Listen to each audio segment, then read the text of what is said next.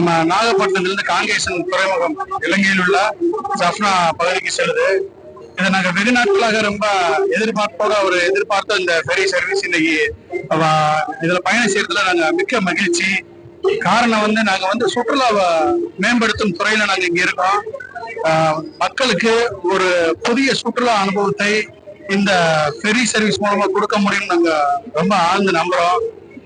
அதே மாதிரி இந்த இன்சிரி ஃபெரி சர்வீஸ் நிறுவனத்தோட இயக்குநர்கள் உறுதியா சொல்லியிருக்காங்க, இது தொடர்ந்து இந்த கப்பல் பயணிக்கும் சொல்லிட்டு.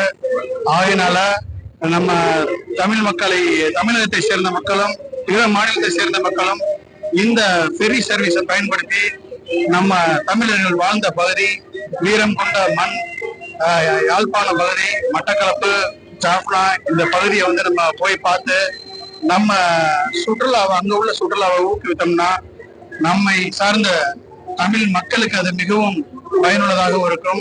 ஒரு புதிய அனுபவத்தை நம்ம மக்கள் பெற்ற ஒரு உணர்ச்சி கிடைக்கும் இதுல. அதனால இது ஒரு புதுமையான அனுபவம். இங்க இருந்து இந்த பயணம் ஒரு 4 மணி நேரத்துல போய் சென்றடைகிறது. நம்ம அங்க உள்ள கலாச்சாரம், பண்பாடு, பழமை வாய்ந்த கோயில்கள் இதையெல்லாம் நம்ம தெரிஞ்சுட்டு வரலாம். நான் மதுரையிலேருந்து வரோம். நாங்கள் நண்பர்களோட சேர்ந்து ஒரு சுற்றுலா இதுக்காக நாங்கள் இங்கே வந்திருந்தோம். இந்த கப்பல் இப்போ 3வது நாளாக இயங்கிக்கிட்டு இருக்குது, ரொம்ப சந்தோஷம். ஆனால் இங்கேருந்து நாங்கள் ஜஃப்னா சென்றடைஞ்சதும் அங்கே ஏர்போர்ட் ஃபார்மாலிட்டிஸ், அதாவது ஃபெரியோட ஃபார்மாலிட்டிஸு, கஸ்டம்ஸு, கிளியரன்ஸ் இது எல்லாம் கொஞ்சம் ஸ்லோவாக இருக்க மாதிரி இருக்குது. அவங்க இன்னும் கொஞ்சம் சிஸ்டம்லாம் சரி பண்ணிட்டாங்கன்னா இதோட ஆக்சஸ் ஈஸியாக இருக்கும். அது மட்டும் இல்லை, அங்கே டிரான்ஸ்போர்ட் வசதி கொஞ்சம் குறைவாக இருக்க மாதிரி ஒரு ஃபீலிங். வெஹிக்கிள் எல்லாமே அங்கே பழைய வண்டியாக இருக்குது.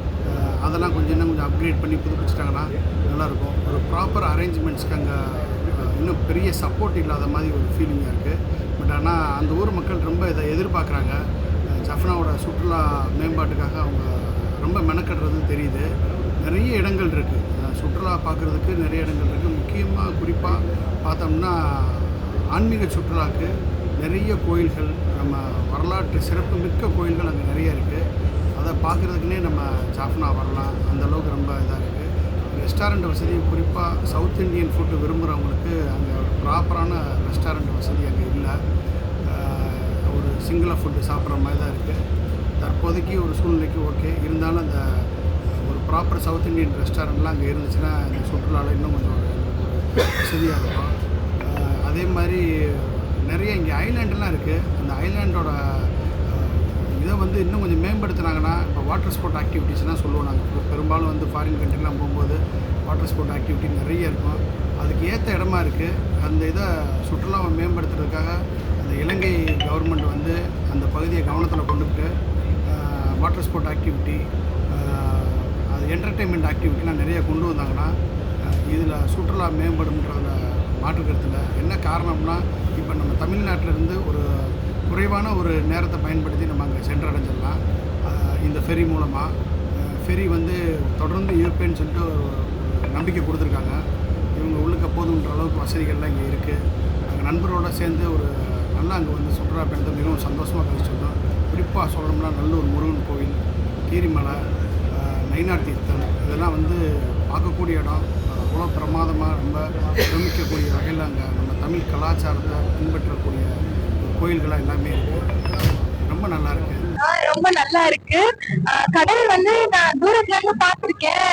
நம்ம பீச்ல போனா கூட கரையில விளையாடிட்டு அப்படிதான் இருந்திருக்கோம். இந்த உள்ள பயணிக்கும் போது ஒரு இடத்தை கடந்து வரப்போ அந்த அனுபவம் ரொம்ப நல்லா இருக்கு. கடலுமே ஃபர்ஸ்ட் ஸ்டார்டிங்ல ஒரு கலரா தெரிஞ்சிச்சு, வர வர இன்னும் நல்லா இருக்கு. ரொம்ப அழகா இருக்கு. கப்பல்ல போறது தாளாட்டுற மாதிரியே இருக்கு. ரொம்ப நல்ல அனுபவம். எல்லாருமே வரணும் இந்த மாதிரி ஒரு பயணத்துக்கு. இது ரொம்ப வித்தியாசமா இருக்கு சார். இது வரைக்கும் நம்ம பிளைட்ல தான் நம்ம போயிருக்கோம்.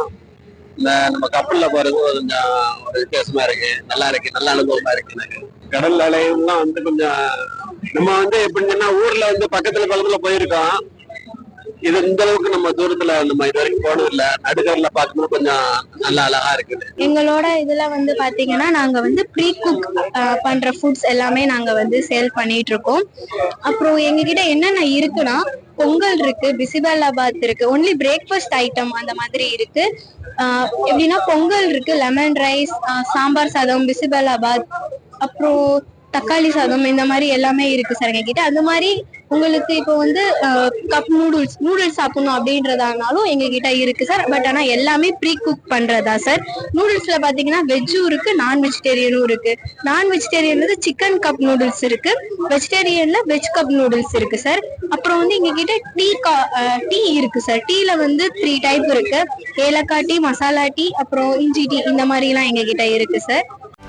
செய்திகளை உடனுக்குடனும் துல்லியமாகவும் தெரிந்து கொள்ள சப்ஸ்கிரைப் பண்ணுங்க.